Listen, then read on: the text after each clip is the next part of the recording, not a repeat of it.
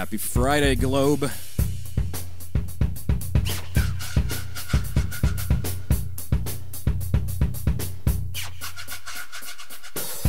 My name's Brian Engelman. Welcome to the New American Media. This is the Unhappy Hour sports program, brought to you from the perspective of a frustrated Cleveland fan. I've never celebrated Cavs championships, Cleveland Indians championships, Cleveland Browns championships. That's why we gather. Welcome to the program. It's Friday, and you know what that means. It's time for the Unhappy Hour live sports radio show on thenewamericanmedia.com. Here is your host, Brian Engelman.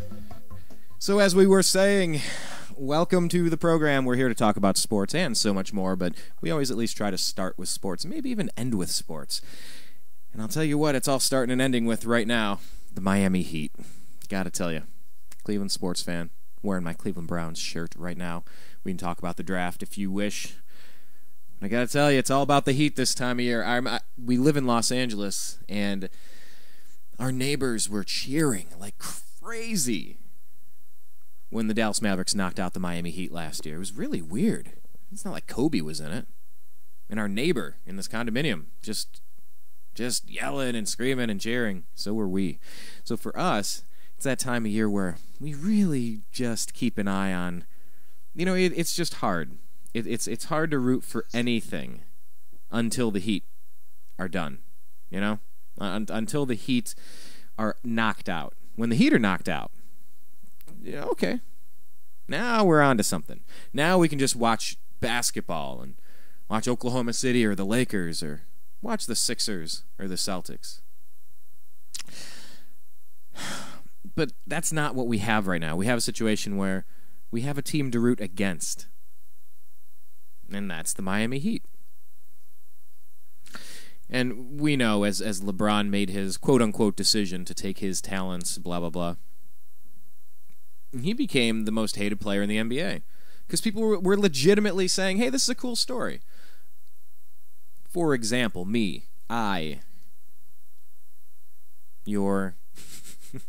your steward of the microphone temporarily, as a Cleveland Cavs fan living in the backyard of Kobe Bryant and Blake Griffin, I like the story of the Oklahoma City Thunder. Now, as a Cleveland fan, I'm also a little concerned. I feel the pain of Seattle. I gotta tell you, sorry, Seattle. That sucks. I'm really sorry. And I mean that. I mean that because when the Seattle Supersonics were around, this is what that team became, is the Oklahoma City Thunder. They were taken from the people who kept showing up to the games and liked watching them. Just taken. Bye. We're going to go to Oklahoma City now and play in the, Western Conference semifinals? Is that where we're at? We had to watch Art Modell, formerly the most hated sports figure in Cleveland. He might still be, and we'll take your questions on that. By the way, if you're listening and you want to send in what your thoughts are on Art Modell versus LeBron James, who is the most hated Cleveland sports figure, you can send us a direct message on Twitter. You can find us at American_media_. That's American_media_. That's usually the best way to contact us. We do have a Skype line, SKYPE. I'm sure that you're on Skype. You can find us on Skype at TNAM Radio, as in the New American Media. But Art Modell, the owner of the Cleveland Browns, just took them. They were negotiating with the city, Mayor Michael White, and back and forth, and he just left. He's like, I'm going to Baltimore. Oh, you're just going to take the football team. It's interesting what happens in football because there is private ownership. You have one person that owns the team. Art Modell owned the Cleveland Browns. But at some point, it's not really about one person. It's not even about the laundry that we root for. It's about the identity. It's about the identity of an entire region. Northern Ohio, northeastern Ohio, all of Ohio. How about the entire Rust Belt How about the entire steel workers? How about the car industry? How about the Great Lakes region? Detroit, Chicago, Philadelphia, New York.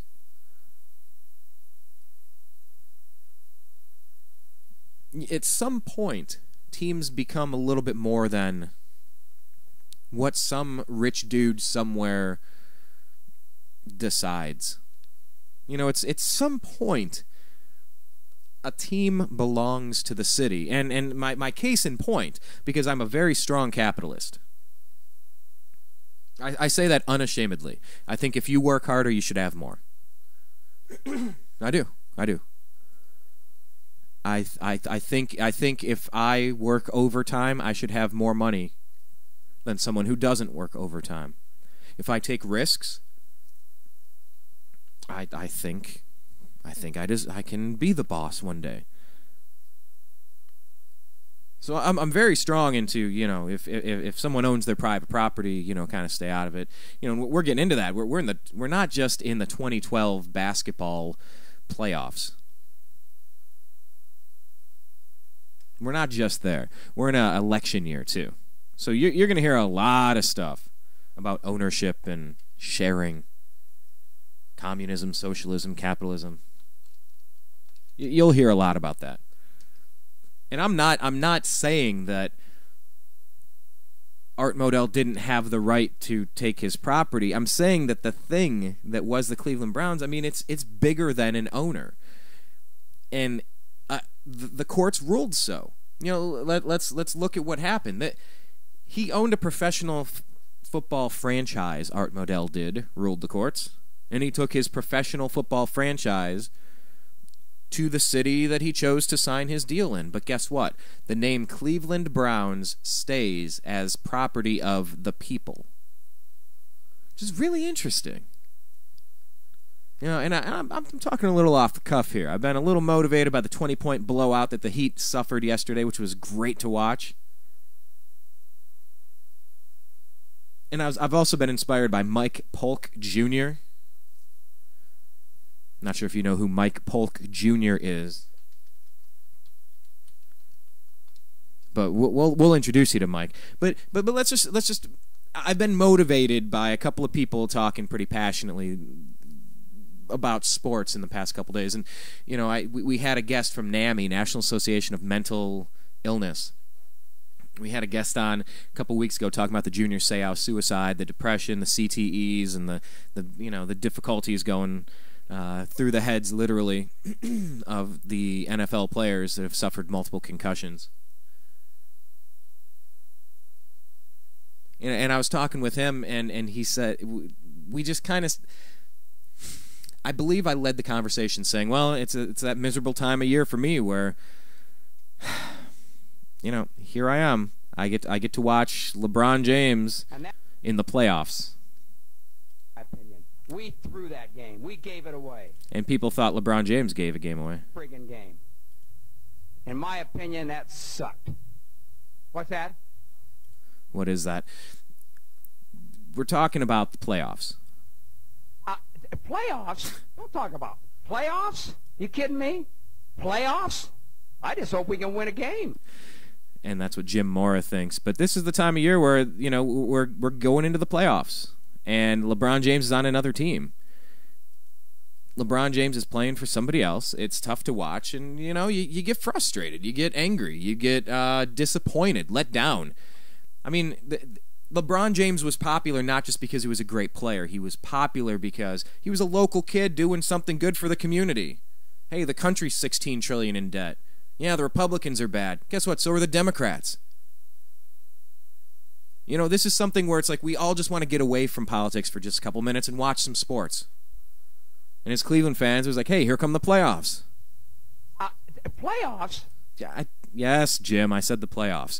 And this time of year, we would watch the playoffs, and we would root for LeBron James and the Cleveland Cavs. They have the best record in the league, the two-time MVP. And it's like, hey, guess what? We can do something. You know, I don't care what hits the auto companies took over the past few years. Call us the Rust Belt, call us whatever.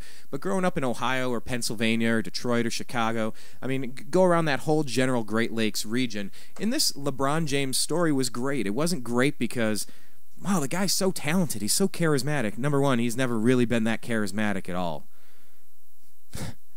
He was coddled by a very helpful local media. But it was because the guy's very good, very talented. He's the most talented player in the league. And look at how he has lifted an entire region on his shoulders and said, hey, I can be a Rocky Balboa story. Local kid makes good, rags to riches. You know, the down on its luck area has a local superstar that's going to come home and make things right. You know, and this isn't just a team. Oh, it's not like bringing in Alex Rodriguez to the Yankees. And it's like, hey, we haven't won for 3 years. Hey, we didn't win since last year. We've only won 3 titles this decade. This is for a Cleveland area. The Browns haven't won since 1964. Before it was even called the Super Bowl. That's how long it's been since the Browns have won a championship, despite the fact that Otto Graham, one of the best quarterbacks in the league history. Look at his stats. Look him up. I'm not going to go into an Otto Graham rant. But Otto Graham, OTTO, look up Otto Graham. He's in the Hall of Fame for a reason. Browns haven't won since 1964. You look at the Indians. I mean, you can't get closer to a championship than 9th inning, Game 7, bottom of the 9th. You can't get with the league's best closer on the mound. You know. And by the way, that reminds me, it's not just about failing to win championships. It's about choking. It's about Ernest Biner's phantom fumble into the end zone against the Broncos in an AFC championship game. It's about pinning the Broncos to their own 2-yard line with a couple of minutes left to win the game and giving up a legendary 98-yard touchdown drive to lose the AFC championship. I mean, that's what we're talking. We're talking about Art Modell steals the Cleveland Browns, and they go win a Super Bowl in another city. Thanks, Baltimore. That's fantastic. It's okay. It's okay because we have our really lousy coach, Bill Belichick. And so what do you do with Bill Belichick? He was pretty bad in Cleveland. So you get rid of him and he wins, consistent top 5 NFL team over with the Patriots. And the Cavs. The Cavs have gotten close. Michael Jordan hits the shot. He hits the shot too. 2 years back-to-back MVP, best record in the league, failing to bring home a championship for LeBron James and the Cavs. So there's a reason why people are a little frustrated this time of year if you're a Cleveland sports fan. It wasn't just about, hey, there's this good player, the team's pretty good. It's about the fact that we're $16 trillion in debt, that the nation's been in a recession for 3 years. We've never really recovered after September 11th. I just figured that out last year. We can talk about that later. This really meant more than just a talented basketball player bringing home a championship. And he screwed up. Maybe he thinks he made the right choice. Reports say that he doesn't. You can check out our archive because NBA scout and Cleveland sports fan Zach Barris continually keeps hearing from people around the league that he knows he made a mistake and he wants to return to Cleveland. Interesting. But it's also interesting that Art Modell could take his professional football championship, but we at least got to keep that team name. That didn't belong to one guy. The Browns are bigger than one person. Think about that. It's really interesting because the city of Green Bay is owned by the city of Green Bay. There are private shareholders that own the Green Bay Packers. They're not going anywhere. I like that. Look at how many times they've been to the playoffs in the past. Talk about playoffs? The Packers have been to a lot of playoff games. You kidding me? No. Playoffs? Jim, seriously. But that's what a little bit of loyalty can do to you. That's what a little bit of loyalty can do. The Packers fans are some of the best fans and some of the most consistently winning teams, and they're owned by the people. Art Modell tries to take the team. He doesn't get to take the name Browns, the Cleveland Browns. Not that he would want to take that name anyway, but he tried to. The Baltimore Browns. Don't forget, the Los Angeles Lakers used to be Minnesota, land of 10,000 lakes. There are no lakes in L.A. So, it was something that could have happened, and the court said, no, you can take your professional sports franchise, Art Modell, but you're not taking the Cleveland Browns. City of Green Bay is owned by shareholders in the city of Green Bay. It's just interesting to consider as you hear the next round of Occupy and all this stuff. Just, you talk about owners. You talk about Dan Gilbert making a prediction that the Cleveland Cavaliers will win an NBA championship before LeBron James. That was a pretty bold statement to make 2 years ago. Pretty bold statement. I don't know that I would have made the same statement or phrased it exactly the same way. I might have conveyed a similar opinion, but I don't know that I would have phrased it the way Dan Gilbert did. But we're talking about owners. He just invested in the local community, opened up a casino. Yeah, casinos are just factories of sadness and misery, to quote Mike Polk Jr., who we're going to play you something from in a minute because it's hilarious. But sports is bigger than putting a ball into a basket or taking a football past a goal line or hitting a little white ball into a cup, like golf. Sports really does affect the psychology, the psyche of a people, of a region. And it's an interesting time to be a sports fan right now. It's an interesting time to be an American, interesting time to be a human. I mean, let's face it, it's a very interesting time. I don't remember life being this interesting 10 years ago. Maybe it's just me. I'll tell you what, if you guys are out there listening, and I know that you are, you can send us a direct message on Twitter at American_media_, and we would love to find a way to incorporate you into today's show if you wish. Maybe you could call in on our Skype line. We're at TNAM Radio. Just go ahead and get connected with us there, and then we can bring you in that way. We're going to take a quick break. We got a couple people on deck. We got Mark Claire is going to be joining us. Blake, Wally. Blake's a pretty cool guy. We like what he did. He's the new American media. Anyone with a cell phone who sees something, that's the new American media. This guy caught voter fraud, and he's going to come on and tell his story because we all got to watch out for each other, We all have to take care of each other. Maybe that's why people from Cleveland stick together and get together and join the Unhappy Hour every Friday at 3:30 p.m. Pacific. We're going to take a quick commercial break. Thank you for joining us. My name's Brian. This is... You were listening to the Unhappy Hour Sports Radio Show on the newamericanmedia.com. Have you ever considered adopting a pet to be part of your family? Our animal companions can be just as close to us as our human companions. If you're considering adoption, please visit your local shelter and adopt a pet today. Shelter pets make the best pets. Agree to Disagree. Yeah, it's a radio show we have on thenewamericanmedia.com every single Friday at 4:30 p.m. Pacific. Join the show. What do we talk about? Politics, religion, and spirituality. Basically anything you're not supposed to talk about in a bar. You're not supposed to have these conversations inside of a bar, but we have them every single Friday at 4:30 p.m. Pacific on thenewamericanmedia.com. Join the show, offer your opinion, and let's agree to disagree, but let's have a good conversation.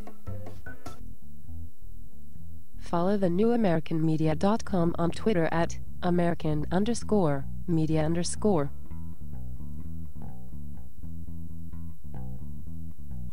Hi, Brian from thenewamericanmedia.com. Last year I had this idea. I wanted to start a website of my own, not just something, a presence on Twitter, a presence on Facebook, and have a thing. I wanted a website. I wanted a home base for all of the ideas and things I'm interested in. I wanted live radio. I wanted to communicate with the globe. I was tired of being spoon-fed dogma by corporate interests and just, here, believe this. I said, no, I think there's something underneath the surface, but I didn't know how to do it, so I contacted Ted Distel of disteldesign.com.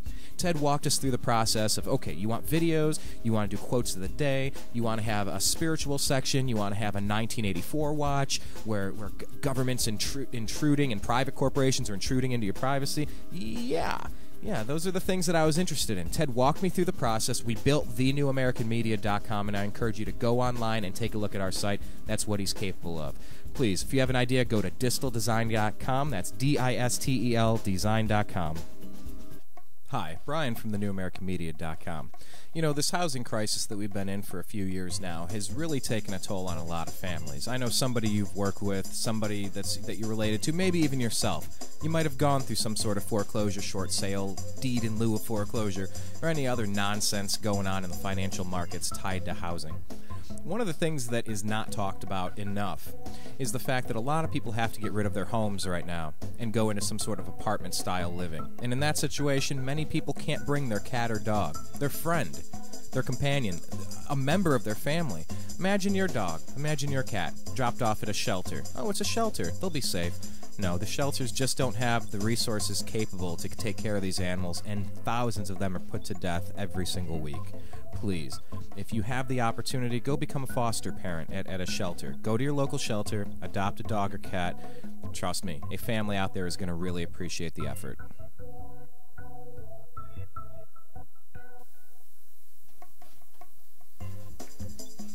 It's Friday, and you know what that means. It's time for the Unhappy Hour live sports radio show on thenewamericanmedia.com. Here is your host, Brian Engelman. Welcome back, everybody. Thank you very much for joining us for this little tiny portion of your Friday afternoon or evening, whichever time zone you happen to be in. Thank you very much. We are going to bring in Jackie Taylor. Jackie, that sports babe Taylor. She is down to join us throughout this show. We're trying to figure out exactly which segment, so we're going to go ahead and give it a shot right now. Hi, it's Jackie Taylor at Boston and that Sports Babe radio show. So sorry I've missed you, but please leave me a message. That went direct to voicemail. That's like the phone is off. Well, whatever. What are you going to do? It's live radio. Yeah, I know what you do when you have a budget and you have a team of people and a producer and an engineer and the whole 9 yards. I know what you do in that case. What do you do when you're the new American media? And you think a good plan today is better than a perfect plan tomorrow? You just figure it out. You just roll with it, and that's what we're doing. So if you're listening, and we know that you are, you can send us a direct message on Twitter at American_media_. It's a great way to contact us. But we were talking about the NBA playoffs. We were talking about a little bit of the history of what it means to be a Cleveland sports fan. I want to toss out a couple of stories right now. This is Ohio State self-reports. What are they self-reporting? What does that even mean, self-report? Ohio State football coach Urban Meyer and athletic director Gene Smith acknowledged having committed secondary NCAA violations in recent months, according to a report in the Cleveland Plain Dealer. Plain Dealer has good Cleveland sports coverage if you want to check it out. The ancillary errors by Meyer and Smith are part of a 46 secondary violations.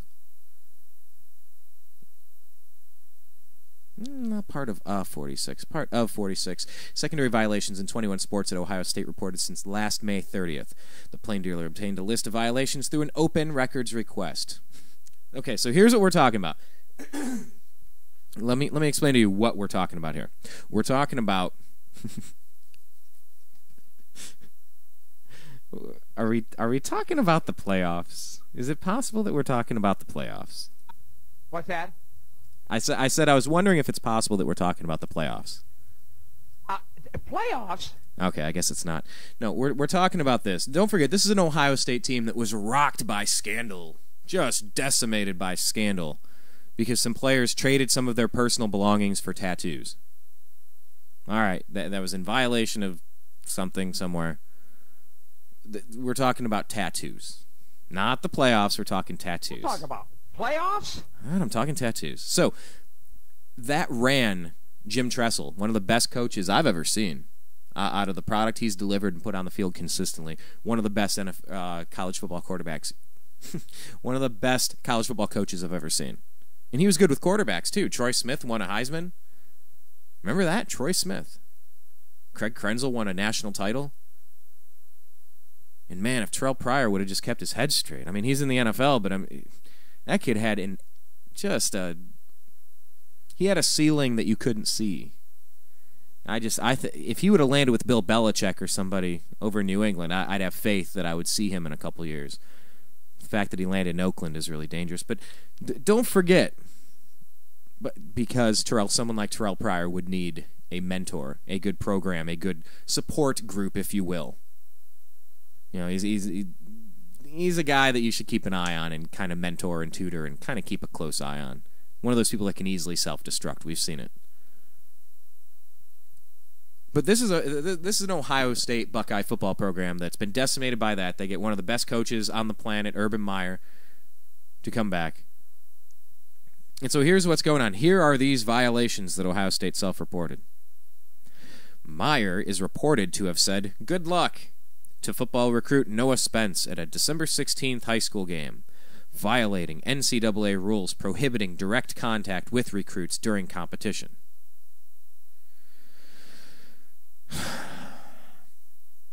Okay. All right, I get it. I get that that's a violation of something. I understand what you're saying. Spence from Harrisburg, Pennsylvania, is the nation's number 4 recruit and number 2 rated defensive end in ESPN 150. He committed to Ohio State during an official campus visit days after the game and signed with the Buckeyes in February.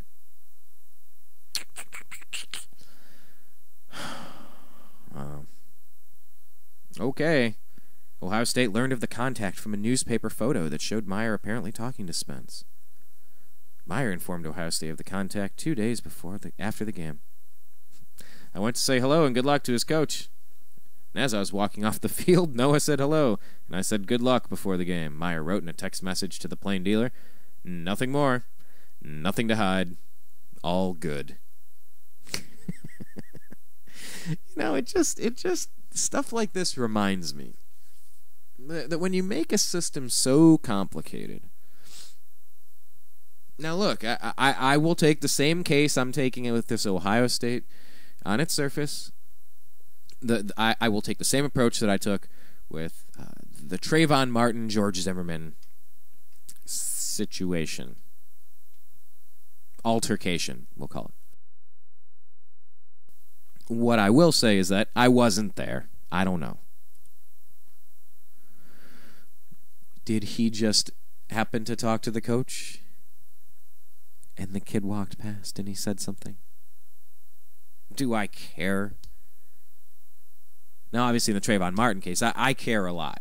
If innocent people are getting accosted for no reason, that's wrong for every American. If people don't have the right to defend themselves when attacked and keep an eye on their own neighborhood, okay, that affects me and the Second Amendment and everybody else.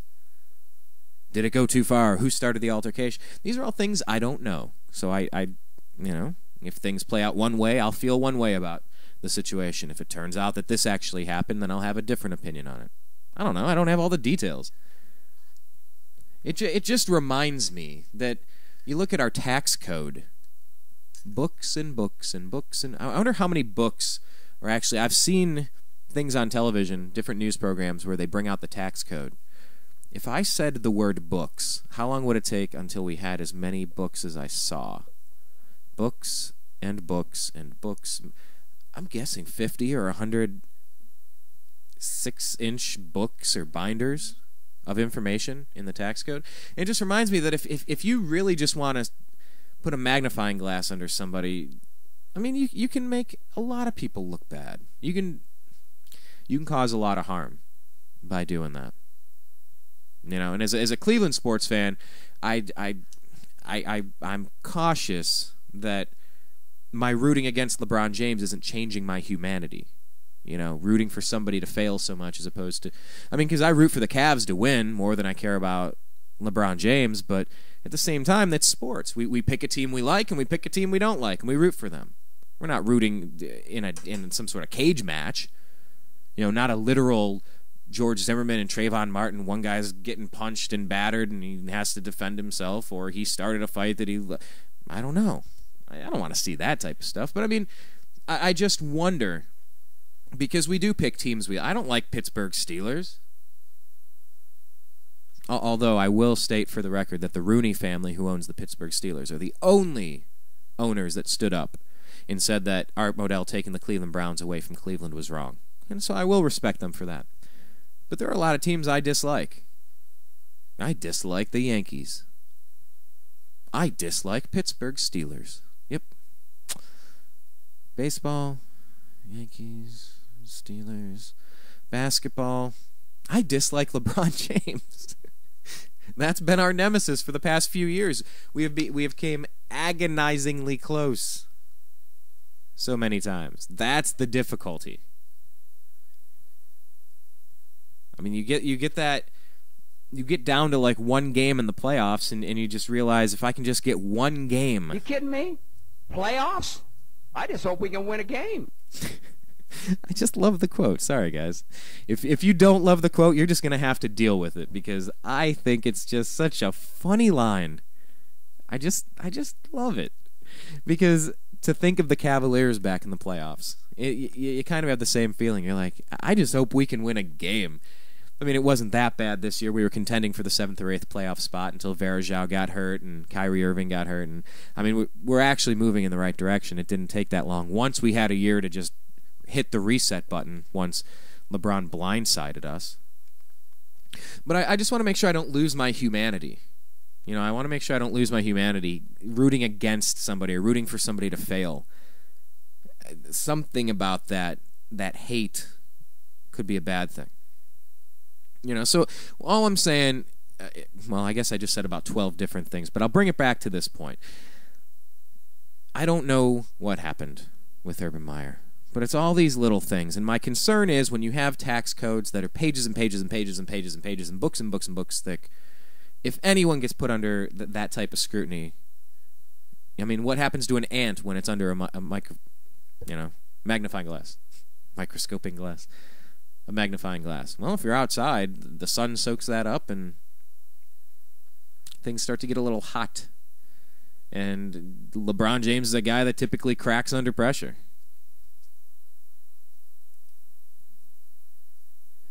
He's typically a guy that cracks under pressure. And it's a little hard for me to sum up because it's a little nuanced. I think there's somebody that you might want to get to know. His name is Mike Polk Jr.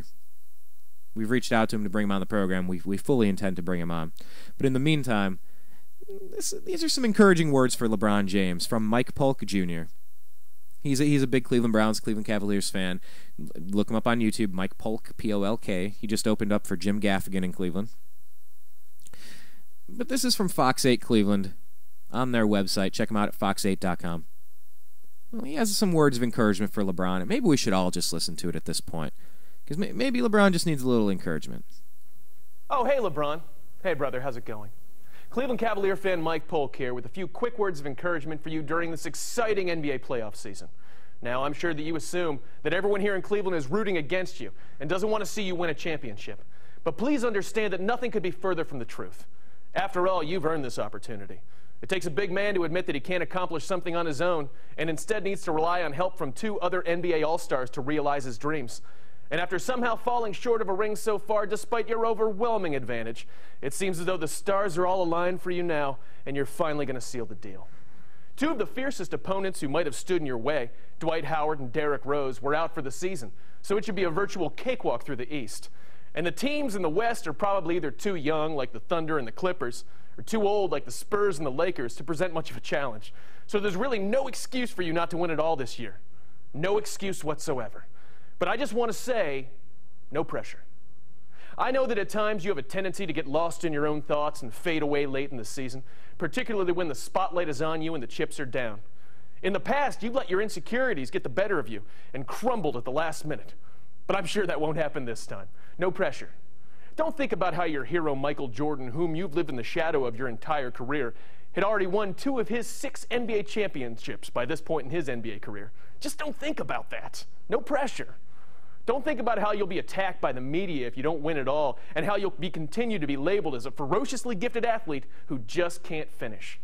Don't let any lingering doubts of your own ability creep into your head during the ever-important fourth quarter that you so famously tend to disappear during every time it really matters. No pressure. Definitely don't think about how Cleveland's justifiably hurt basketball fans, and in fact, basketball fans from all cities who value fairness and hometown loyalty, are watching your every move and cheering your every stumble. No pressure. And probably most importantly, don't become distracted when I spend my life savings on courtside seats for Game 7 of the championships and then stare at you throughout the entire game wearing this Delonte West mask that I made. Sitting next to me, of course, will be a friend, wearing this mask that I made that resembles your mother. And yes, we will be making out. Just block that immature display out of your mind, though, and complete the task at hand. No pressure. So good luck, LeBron. It's all laid out for you. All you have to do is finish the job. Now go make it happen. Win your elusive prize. Then it's just a matter of collecting your 30 pieces of silver and celebrating the fact that you did it. Well, in all likelihood, Dwayne Wade will have done it, you know, like he did before you got there. But you'll have been a big helper, and no one can take that away from you. Go get him, Tiger. You were listening to The Unhappy Hour Sports Radio Show on the newamericanmedia.com. Have you ever considered adopting a pet to be part of your family? Our animal companions can be just as close to us as our human companions. If you're considering adoption, please visit your local shelter and adopt a pet today. Shelter pets make the best pets. Agree to disagree. Yeah, it's a radio show we have on thenewamericanmedia.com every single Friday at 4:30 p.m. Pacific. Join the show. What do we talk about? Politics, religion, and spirituality. Basically anything you're not supposed to talk about in a bar. You're not supposed to have these conversations inside of a bar, but we have them every single Friday at 4:30 p.m. Pacific on thenewamericanmedia.com. Join the show, offer your opinion, and let's agree to disagree, but let's have a good conversation. Follow the newamericanmedia.com on Twitter at American_media_.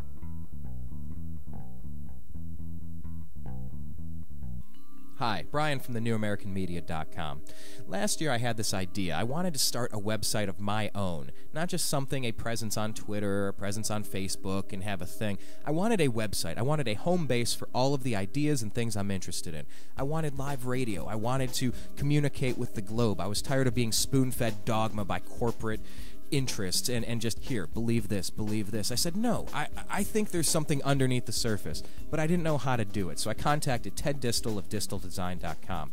Ted walked us through the process of, okay, you want videos, you want to do quotes of the day, you want to have a spiritual section, you want to have a 1984 watch where government's intruding and private corporations are intruding into your privacy.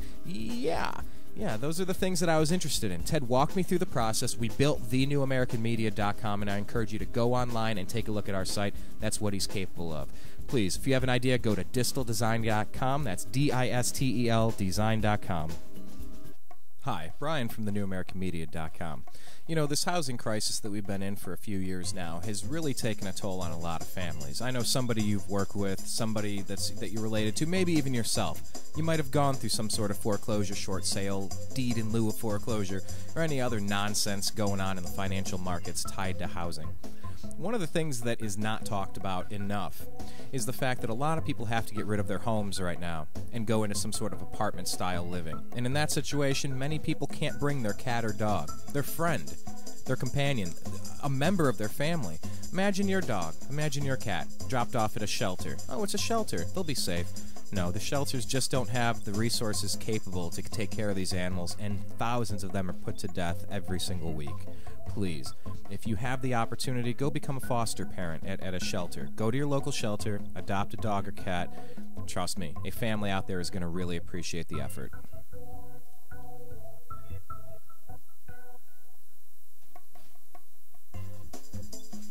It's Friday, and you know what that means. It's time for the Unhappy Hour live sports radio show on thenewamericanmedia.com. Here is your host, Brian Engelman. Welcome back, everybody. Thanks again for joining us on this Friday. It's a nice Friday. I gotta tell you, there's been a lot of work being done on the studio.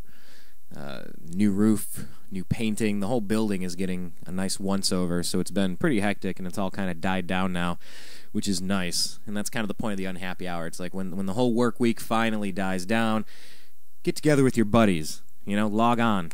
You know, if you got some other work to do, just click play. Turn the show on and talk. You know, if you want to talk about some sports, send us send us a direct message. You got 5 minutes, you got an hour, join the show. Let's talk. You know, because this is something that I miss from my friends. I'm 2,000 miles away from where I grew up. I'm living out here in Los Angeles. In fact, yep, you can see the Hollywood sign from our window. It's 2,000 miles back to Cleveland, Ohio. So, a lot of the friends that I hung out with at the end of a long work week or school week, they're spread out all over the East Coast somewhere, over Ohio and North Carolina, etc., etc. And that's what the Unhappy Hour is. It's an interactive chance. Sometimes we feel like talking about politics. Sometimes we just want to talk about sports. But the thing we are talking about, yes, it's it's pretty frustrating seeing that there are 46 self-reporting violations from the Ohio State football program. I mean, they all seem to be minor, goofy things, but they got to be so careful that nothing slips. Made me think about the tax code, where if someone wants to investigate you and bring you down, they can trump up any charges on you if you want. Then there's situations like Trayvon Martin and George Zimmerman, where, let's face it, nobody really knows all of the details. Okay? And we should all just calm down before we make a judgment or snap to a decision, because we just don't know. I'll tell you what, though. I mean, we're talking about hate. We're talking about the beauty of watching LeBron James fail. And that's what Mike Polk Jr. Look him up on YouTube. Mike Polk, P-O-L-K. P-O-L-K. It's hilarious. He does really good sports videos. But Steve Blake and his wife are who I want to talk about now, because this is from El Segundo, California, a place I drive through quite often.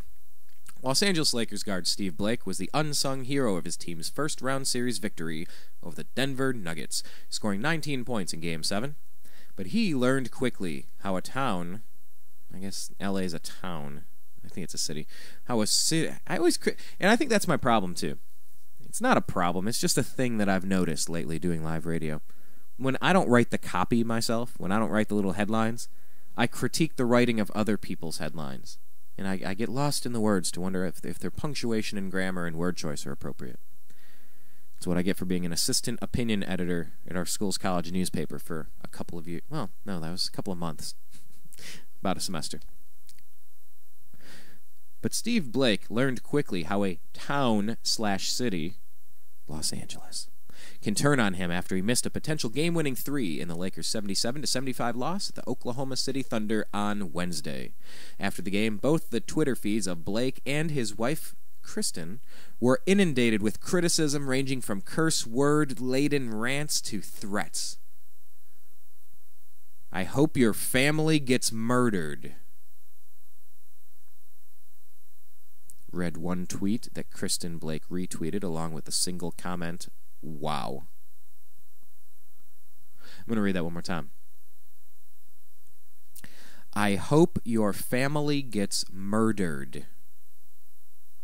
Now, let's be clear here. These are similar comments to what people were saying, like Spike Lee and the Black Panthers. What these groups were saying about George Zimmerman, a guy who, let's face it, has not had a day in court, a trial to lay out all the evidence collected. I mean, come on, this is America. You have a Second Amendment right to protect yourself if you're attacked. If you initiate a fight, I mean, that changes things. We don't know the facts, but people were rushing to judgment and saying, I hope your family gets murdered. They were threatening this old...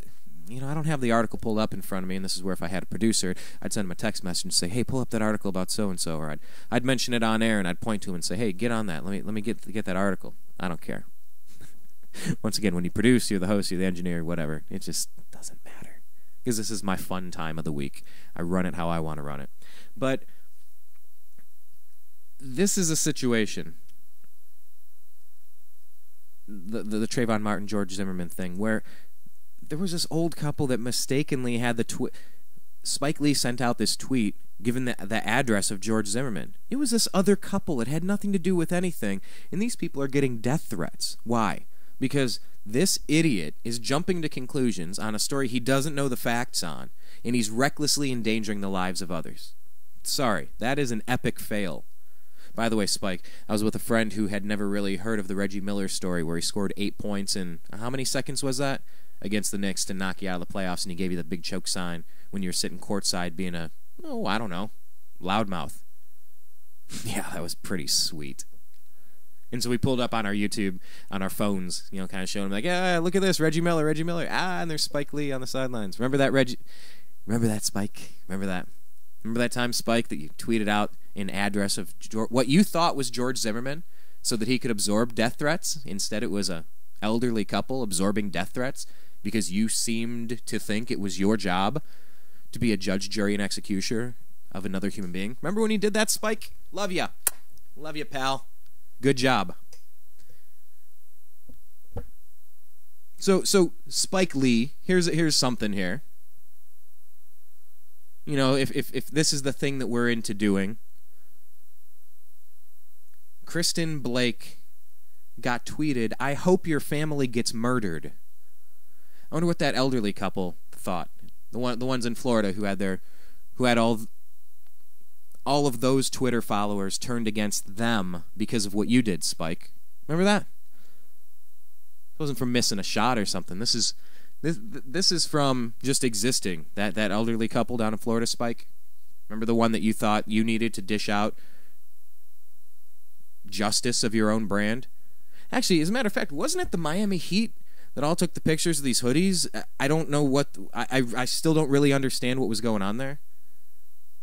Because we don't know who instigated this fight. And by the way, for the record, I don't care that there was THC in this guy's system, this Trayvon Martin. It doesn't matter. It doesn't matter to me.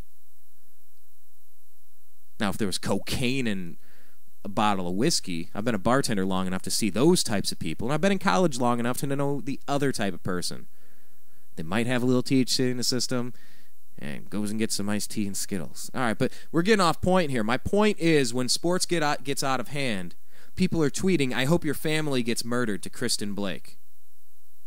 Kristen Blake also mentioned on her Twitter account that she blocked more than 500 people from viewing her timeline and quoted a Bible verse that included the message, "Pray for those who abuse you." Wow. Pray for those who abuse you, but also carry your concealed weapon. This is America. You have a Second Amendment right to defend yourself. You can turn the other cheek if you choose to. Or you can choose to gather additional breath if attacked. People are threatening your family. Steve Blake responded to the troublesome situation after Lakers practice on Thursday. And look, I don't mean to keep bringing this back to Trayvon Martin and George Zimmerman. I just keep thinking of these analogies, and a lot of this stuff's popping in off the top of my head. But if you're threatened, you have the right to defend yourself. I don't know who this George Zimmerman was, what type of guy he was. I don't know. But I'll tell you what, if you know that cars are getting stolen in your neighborhood, I know what that feels like. It doesn't feel good. I know what it feels like to have loose pit bulls in your neighborhood killing things, ripping throats out of living creatures in your front yard while children play across the street. So I know how important it is to be able to defend yourself against a crackhead or a pit bull. Not making the jump that this Trayvon Martin gentleman was a crackhead. I'm just saying, if there's a pit bull in your neighborhood that is killing things and comes after you, you have a right to defend yourself. This family now is having people saying, "I hope your family gets murdered." What, you just ignore that? Well, like that didn't happen. No, you have a Second Amendment duty to yourself to protect yourself. Back on point here. Steve Blake responded to the troublesome situation after Lakers practice on Thursday. "It's pretty disappointing that there are a lot of hateful people out there, but you move on," Blake said. "I just don't appreciate it when it's toward my family. You can come at me all you want, but when you say things about my wife and my kids, that makes me upset." Yeah, you think? So Blake said he notified Lakers team security personnel about the tweets and kept a record of the tweets he received just in case. Steve Blake, do you also have your concealed carry? You don't.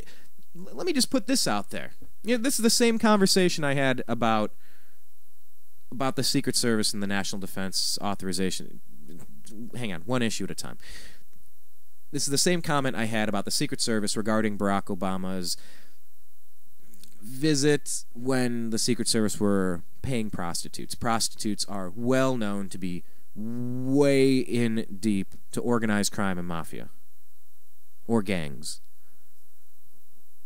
It's an underground economy. It's a seedy kind of industry. You get in bed with the wrong people and bad things start to happen, literally and figuratively. You get in bed with the prostitute with the wrong person, I could could say this 25 different ways. Let's just say some bad things could happen if you spend your time in bed with a prostitute.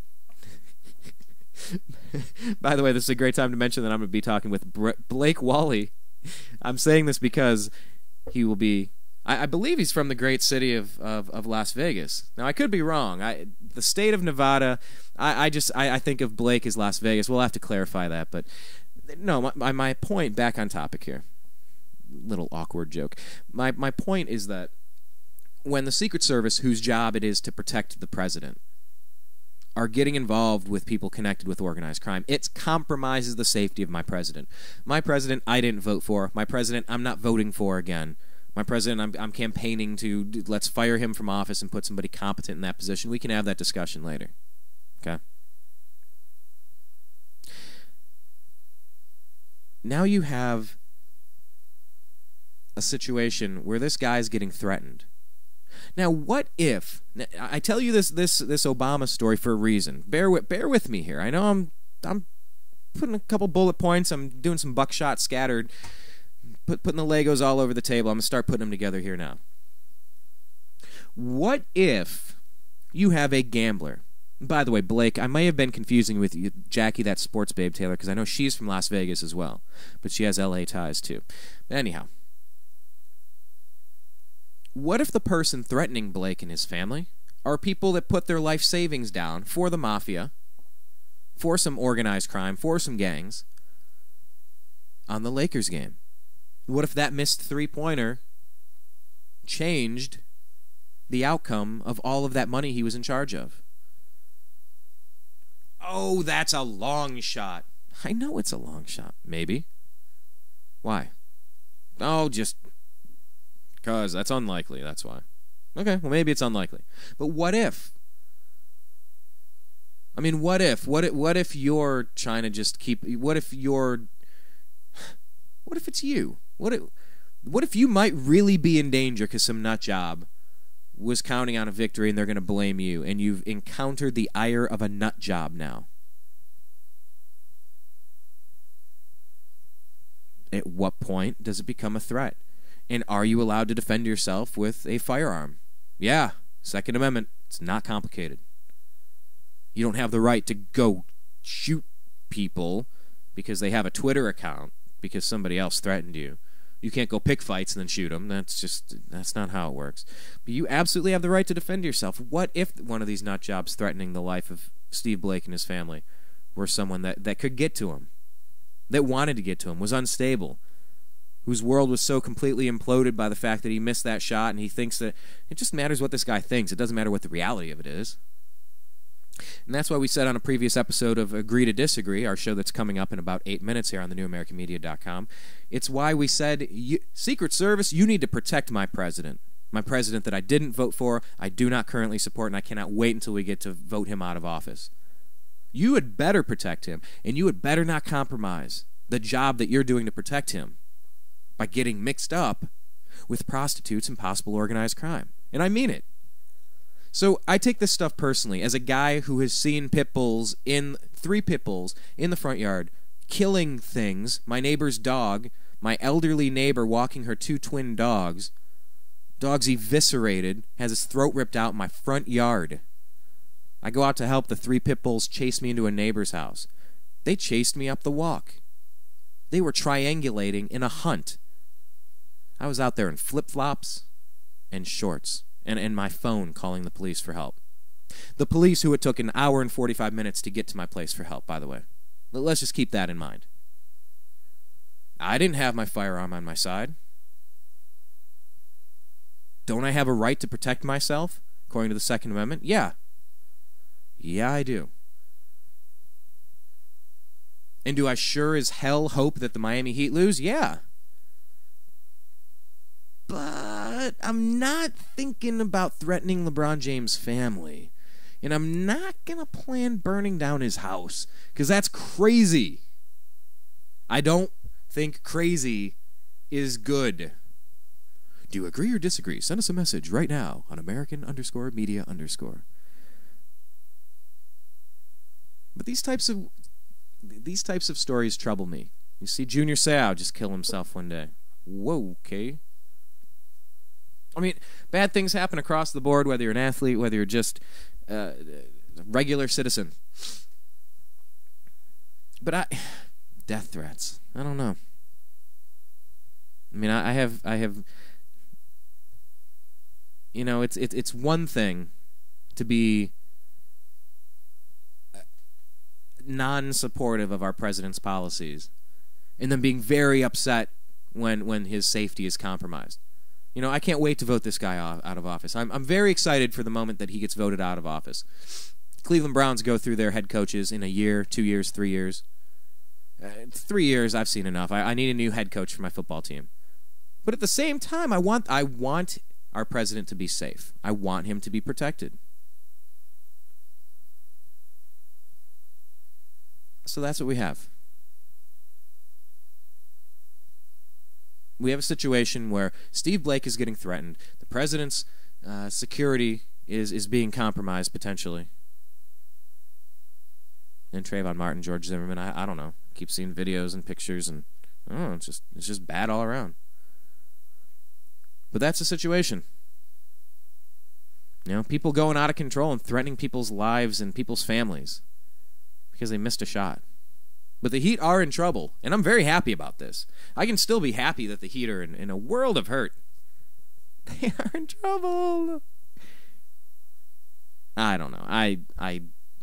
It almost seems too good to believe. So I will reserve my calmness, and I was telling my buddy the other day, flew in, we got to meet up over by LAX for dinner, and said it's going to be my happiest day, my happiest NBA day, as soon as the Heat are eliminated, because it went way too long for comfort last year.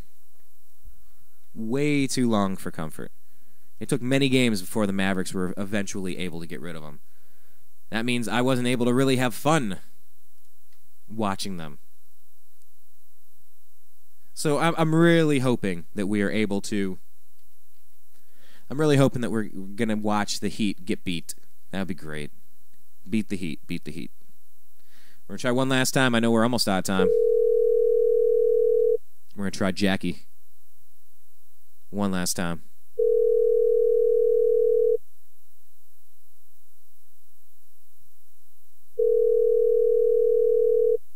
Big NBA fan. Oh, come on, Jack. It's Jackie. Jackie, it's Brian with the New American Media. How are you doing? I am doing wonderful, sir. How are you? Living the dream as always. You are live. Thank you for joining the show. And let me remind you that if you keep it PG to PG-13, we will post this on YouTube.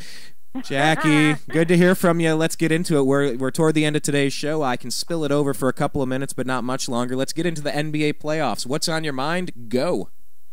How many ways from Sunday do I need to dismiss the Heat from the contention? Do you think they're done? Do you think they're done? Done. Why? Done. Why do you? Indiana has their number. Indiana has their number. LeBron is a choker. End of story. You know how I feel about him in general. We've gone through this many times. We have. Yeah, I am feeling a Philly-Indiana finals for the East. Okay, so you see Philly knocking out Boston. Done that. Right. Yeah, I know Boston's been there, done that, but I feel like Philly is just hungry and they are powerful and slept on. I could see some of that. However, I'm having a hard time being able to discount the Heat rebounding and rebuilding and the veteran leadership of the Celtics. I don't know that I'm willing to pick the other two teams just yet. You know I'm pulling for the Pacers. I am hoping with fingers crossed that it's the Pacers, and I don't care for the Celtics either, but I'm not as confident as you are. Give me one reason why I should be more confident on both your ideas there. It's just, the hungry aspect of it all. You have the Celtics who have been there, done that, and they have a great rotation and a good system in place. And Doc knows when to rest people, when to throw them into the fire. But at the same time, I think all those Indiana kids are just so ready for it to have happened for so long. And I think that the younger legs and the will to just ride or die as far as this is going, they're willing to go all in. And I don't think that Boston really has that deep, insatiable desire to win because they've already been there and done that. The been there and done that is good in one aspect and bad in another. Because LeBron should theoretically be pretty hungry right now. Please. How many ways? How much time do we have to even talk about his joking bullshit ass? Like, please. No. I know we're PG-13, but please. I mean, I'm so over him.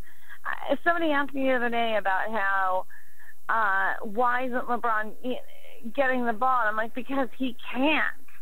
Because he doesn't add anything to that equation when it comes under 30 seconds to go in the game. What happened to the LeBron James that took over that Pistons series and single-handedly, what was it, scored 29 of the team's last 30 points, something like that? You remember that when they went to play the Spurs? But they were still a great defensive team at the time. This was a few years ago when they were still very good, at the back end of being good, but still a very good defensive team. It's still the Pistons, and I don't garner a lot of respect for them, unfortunately. All right, by the way, before we get to the West, and we're going to get to the West, seeing who you like coming out of there, tell everybody who you are, where you come from, and how they can find you, by the way, since we just rushed into chit-chatting. A million ways to Sunday. Jackie Taylor at That Sports Babe on Twitter, thatsportsbabe@gmail.com. You can also punch that into Facebook and find me that way as well. And tell them what you do, what you spend your time working on, because you obviously know your basketball. I am a basketball sports writer for the NBA as well as the NCAA. I do college basketball. I actually also do football. But I've now started a new website dedicated to all sports called BeyondPressRow.com. And I have multiple writers doing different aspects of our lovely world of sports in areas that they are well-versed in. We had our good friend Zach Barris on the program last week. He co-hosted, and we really got into it. He's a NBA scout. I'm not sure if you two have connected yet, and if I've asked you before, I'm sorry, but you two really need to connect if you go on our YouTube page. We do. I don't know who that is. You got to get to know him. He's got some amazing insight. He knows his stats. He's an NBA scout. You guys would probably have a lot to talk about, but let's talk about this, because I know you have loyalties to Las Vegas and Los Angeles, so is this a great time to be a Los Angeles basketball fan, or are you starting to get pretty nervous across the board? It is both. I mean, I've been a Lakers fan since birth. I think since an embryo, it was pretty much instilled in me that purple and gold were the only colors that I was allowed to wear until age 5. But on top of that, Clippers are just my secret obsession. Lob City is my new passion, and the sad thing is watching the Clippers in the playoffs is so far from what they used to be in the regular season. That whole Lob City aspect of what they were in the regular season is just absolutely not what they're portraying. Can I tell you? The playoffs. Can I tell you what that reminds me of? It reminds me of when LeBron James and the Cleveland Cavaliers were the best team in the league, in the entire NBA, with the best record. They had the most fun. They goofed around not just to be clowns, but because they were legitimately having fun. Like if a bunch of guys got to play a kid's game for a living and make millions. They were having so much fun, and then when the playoffs started, they flipped a switch where Lob City disappeared, and it turned into this different thing where, oh crap, I'm nervous. Wait, we got to put our game face on. Well, that's not who you are. That's not who you are, and you're trying to change your act too late into the game, and they're going to beat you with the experience with whatever their act is, because you're starting something brand new in the playoffs for no reason. That's what that kind of reminds me of. Would you say it's a similar feeling you have? Absolutely. I mean, I see so much of the whole aspect of, this is what got you there. Why aren't you acting upon that and using your own strengths, which got you to this place in the first place? It's so upsetting to watch them just play down to their opponents, or attempt to play their game, especially with San Antonio, who is the ultimate been there done that crowd. And you see them trying to play San Antonio's game, when in all actuality they have absolutely no business trying to play that game, when they should be playing to their own strengths, a la Lob City. Blake Griffin just parking his ass right under the hoop and just being all about what Blake Griffin does. every single game, day in, day out. Well, it does. It does look like Blake is hurting a little bit. We know Bosch is hurting. It looks like Dwayne Wade's hurting. But there's somebody too, and we will post this. We have a pretty strong feeling you're going to keep the rest of this PG-13, and we're going to post this on YouTube, and we want you to check it out because in the beginning of our program today, we played something from Mike Polk Jr.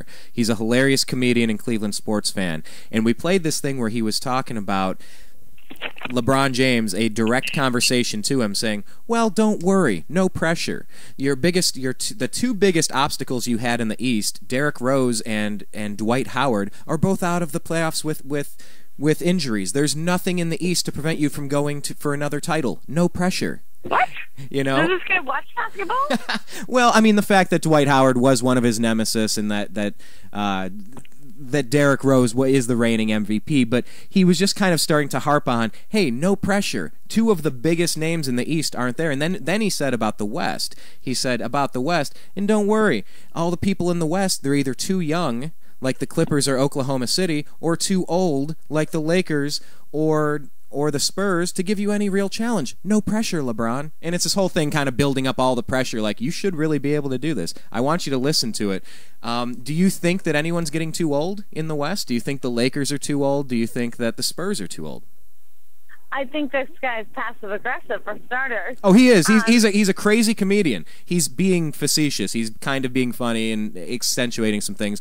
You'll know 2 minutes in. He's being uber sarcastic. But do you think the teams are too old, the Spurs and the Lakers, to have a chance? Because the Spurs are just on a roll right now. You know, I've played that card for a long time. I've played the Spurs card of being them too old and the Boston card of them being too old. And, you know, you also have that aspect of been there, done that.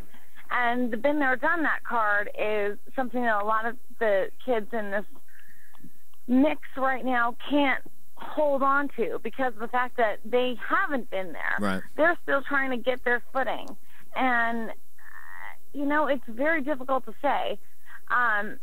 Too old, I would say the Spurs. If you had to pick between San Antonio and Boston, I would say San Antonio has the better bench, but Boston's got the better experience. So it's very difficult to pick between the two. If I had to choose, given that the West is such an egregiously hard conference to come out of, I would have to unfortunately pick the Spurs, as much as that pains me to do. But if you had to play those two against each other, that's how I would roll out. We're talking live with Jackie, that sports babe Taylor. Jackie, we are definitely extending today's program. You have officially rolled into agree to disagree territory where we normally talk about politics and religion and everything else. But we'll stay on the sports for another couple minutes before we get to our other guests. Thank you for waiting, other guests. So you're going to pick the Clippers are going to have to go down. Now, what about the other series? Is Oklahoma City everything that they're looking like they are, the way they came back, what they've been doing? Are they going to have a chance to come out of the West and represent them? Absolutely. Absolutely. I have said from the very beginning of the season, I believe on your show as well, that I said, this is Oklahoma City's season, your time to win it or lose it all. It seems like it. Yes. From the very beginning, I said this is their year to win it all and lose it as well if they just completely crap the bed. Well, let me tell you. We, by the way, what a goofy crap the bed. Well, let me tell you. I mean, as a Cleveland fan, we thought that this was going to go on for a decade straight, just like the Indians in the '90s. You know, this is for 20, 30 years. We're going to be a juggernaut. This is going to be year in, year out, and you start to take it for granted in a way. Do you? And I never watched Major League without thinking of you. Just on that note, Ricky Wild Thing Vaughn or Joe Boo? You know, I did Joe Boo and the rum thing the other night, but I said, wild thing, you make my heart sing to my boyfriend. So. Well, you know, it's I don't know. I don't know where we go from here. It's just we thought that the Cavs were going to do this for a decade or two in a row, and it turns out every single year could be the last year, whether it's an injury, a trade, a free agency. Like, I like what you're saying is that this is the year for Oklahoma City to do it. Don't say they need to get seasoned and get some experience. Go get it now. You're close. The Heat were close last year, and they didn't get it, and now they might not. They were they were one basket away with that Game 6 from Pau Gasol making that barely there tap in from taking that series entirely away from the Lakers. Right. So, you know, I still look at that and say, you guys were barely lucky to get out of that game, that series, etc. Oklahoma City almost robbed you completely. And, you know, I look at them and they still take that for granted, and it's a shame. But I know that Oklahoma City is far hungrier than LA, and Brownie just does not have any clue how to make rotations, how to do any sort of substitutions. I look at him and I'm just like, do you have any idea what you're doing? This would not happen under the jurisdiction of Phil Jackson, ever. Well, people are saying with the Heat, it would never happen under the jurisdiction of Pat Riley either. And they're saying, Absolutely wondering not. if he's going to come down. Spoelstra, did you see my tweet from last night? Look, no, I didn't, but I will say this. Just as and we're going to blend the politics with the sports here now, because I've been making this analogy throughout the previous portion of the show you might have missed. I don't care that Trayvon Martin had traces of THC in his system. That's irrelevant to me with that altercation. I'm still discovering facts. I'm interested, curious. It's unfortunate, but you can defend yourself, but you can't attack people. I get it. That's fine, but I don't know. The fact that there was traces of THC in his system, that means nothing to me. The fact that Dwayne Wade pulled his arm away from Juwan Howard by his coach as he was yelling at his coach for 3 seconds, that doesn't bother me at all. Oh, the heater melting down. Come on, maybe these people have never played sports because things get heated. And if that's an outburst, I'll take it. Right. And it's, in hockey, that would just be, you know, a nut. Valentine's Day. A nut. Right, Valentine's Day, exactly. That would almost be a hug in all actuality. And, oh, my God, I think about the things that have happened this season and the things that have been called fouls. And, you know, Blake Griffin last night, in all actuality, it's like he has been practically slugged and called, you know, not been called with a foul. And he barely brushes up against that guy last night and gets a foul. I'm like, are you kidding? Not only was that a foul, but that was flagrant? What are you people, high? What is going on? These fouls are almost reason to believe that somewhat deep-seated in my brain, Tim Donaghy might have just been a little bit right. You know what? And you I bring up... won't go there. No. Jackie, here's the thing. You know about me. I blend sports and politics. I've talked with your friend Sophia. We get into things over here, and we were just talking about how Steve Blake was threatened on Twitter. I hope your family is murdered. People are tweeting to his wife after he misses that shot for the Lakers. To Kristen? Mm-hmm. Look at the story. Really? She's had to unfollow and block 500 people. They got death threats saying, Really? I hope your family is murdered, and they've had to alert security and stuff. And I said, let's not poo-poo this as just crazy Twitter talk. Let's imagine that somebody in your backyard in Vegas might have bet a little too much money on something and might rationally or obviously irrationally focus their pinpoint rage on this person. What if his family might be in danger now? And we went into the conversation about, don't you have a Second Amendment right to protect yourself? Of course you do. And we brought up the Trayvon Martin George Zimmerman. You can protect, but you can't start a confrontation and then protect and have the same. It's different. So, I mean, we did go there a few minutes ago. So you're allowed to go there. We like to go there. But, you know, you got to take this stuff seriously is what I was getting at. Well, the Trayvon Martin thing, like, every day that gets more interesting, and I just feel like that's the new O.J. Simpson.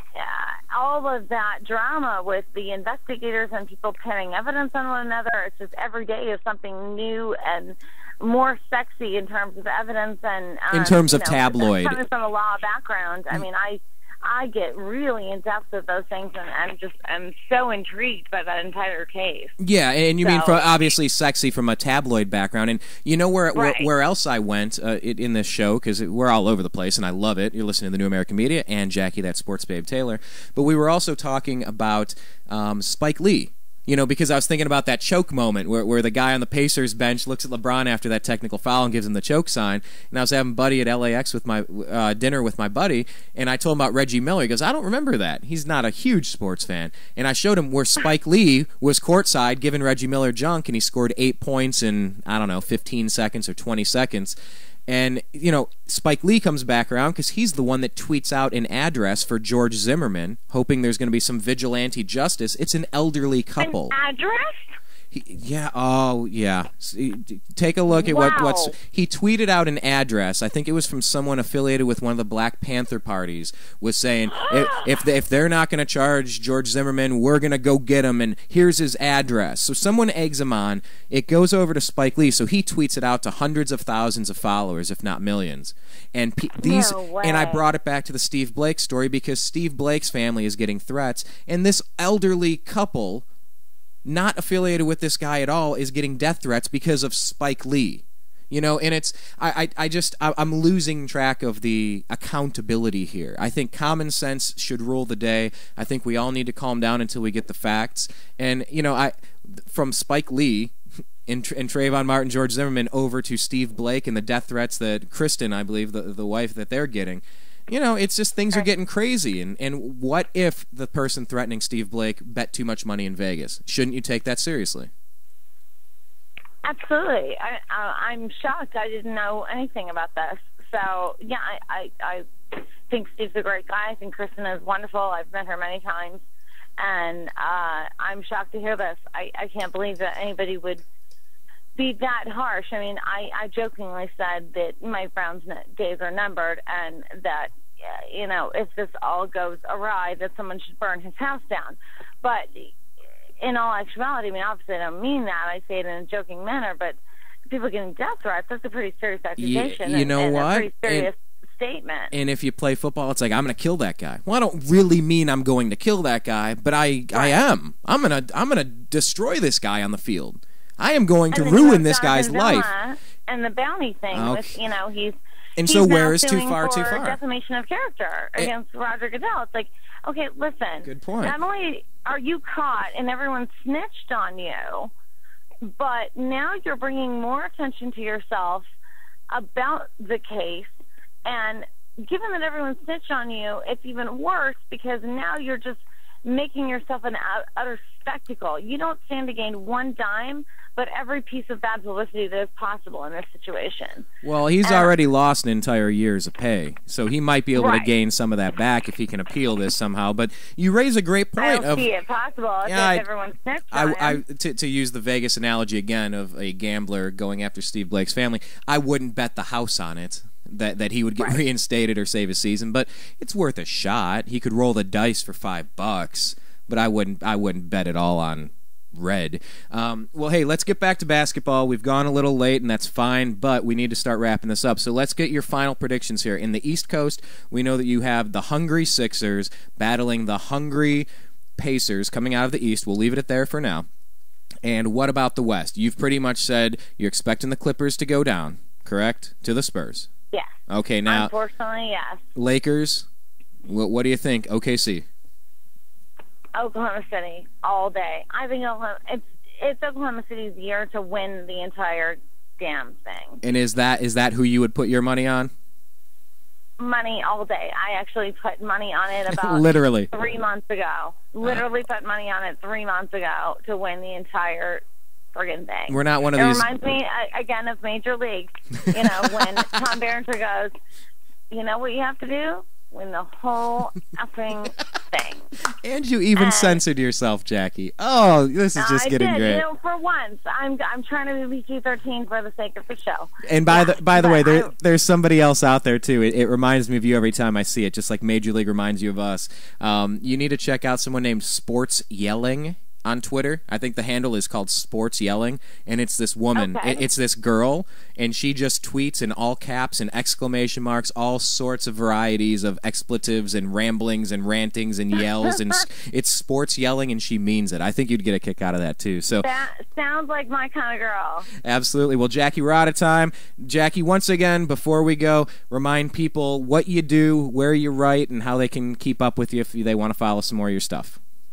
ThatSportsBabe.com, @ThatSportsBabe on Twitter, ThatSportsBabe@gmail.com. You can also punch that into Facebook and follow me that way. Add me as a friend. And my new website, which is BeyondPressRow.com, is a modicum of all sports with multiple writers varying across the board for every sport that you can imagine. Beautiful. So that is my new project. That is my new baby. Well, let's. You know what? You've been a part of the New American Media. This has been our baby for the past year. We just kind of eclipsed that 1 year mark that we've been rocking and rolling over here. So we wish you all the best with your new endeavor over there, and we'll have to bring you back maybe next week, and we'll kind of update where the playoffs are at. Maybe we'll have a few more minutes next time. Absolutely. Thanks for having me. Thank you again, Jackie. That is Jackie, that sports babe Taylor. We always love her contributing to the show. I want to thank you for listening to the Unhappy Hour live sports show, and I want to let you know that Blake Wally, the eccentric one, and Mark Clare of Lions of Liberty fame are on deck. We're going to bring them back into the program. We're going to make our official transition hard pivot into the NewAmericanMedia.com's Agree to Disagree program. We'll be right back after this quick commercial break. You are listening to the Agree to Disagree program on the NewAmericanMedia.com.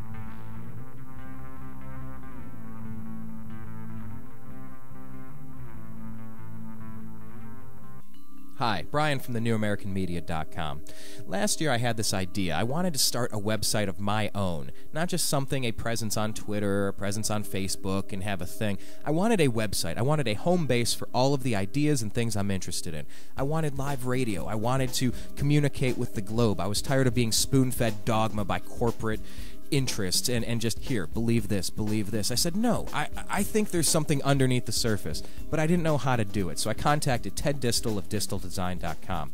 Ted walked us through the process of, okay, you want videos, you want to do quotes of the day, you want to have a spiritual section, you want to have a 1984 watch where government's intruding and private corporations are intruding into your privacy.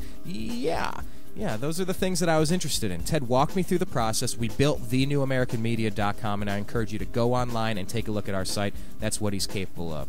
Please, if you have an idea, go to disteldesign.com. That's D-I-S-T-E-L design.com. Have you ever considered adopting a pet to be part of your family?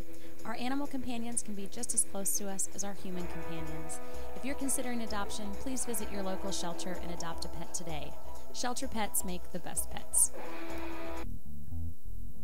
Follow the NewAmericanMedia.com on Twitter at American_Media_.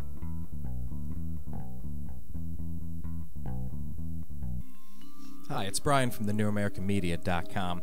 I'm a sports fan. I was raised in Cleveland, spent 25 years in Ohio. I watched the drive, the fumble, the shot too. I watched Art Modell steal the Cleveland Browns and win a Super Bowl over in Baltimore. I watched a horrible coach named Bill Belichick go on to the Patriots and win Super Bowls over there. Hooray. I am a bitter sports fan. Let's not even talk about what happened with he who shall not be named who went to South Beach to take his talents there. Excuse me, I almost threw up in my mouth a little bit there. I am a sports fan who cares to talk about the things that matter to me. That is the Indians, the Cavs, the Browns, and the Buckeyes. But of course, I pay attention to national sports, and we discuss that on our show as well. That's why we have The Unhappy Hour every single Friday at 3:30 p.m. Pacific. Sit down, have a drink. It's the end of a long work week, and we can all get together and talk about the unhappy times that we've had as sports fans. We've all had them. We've had ups and downs, but as Cleveland fans, we only have downs. Join us.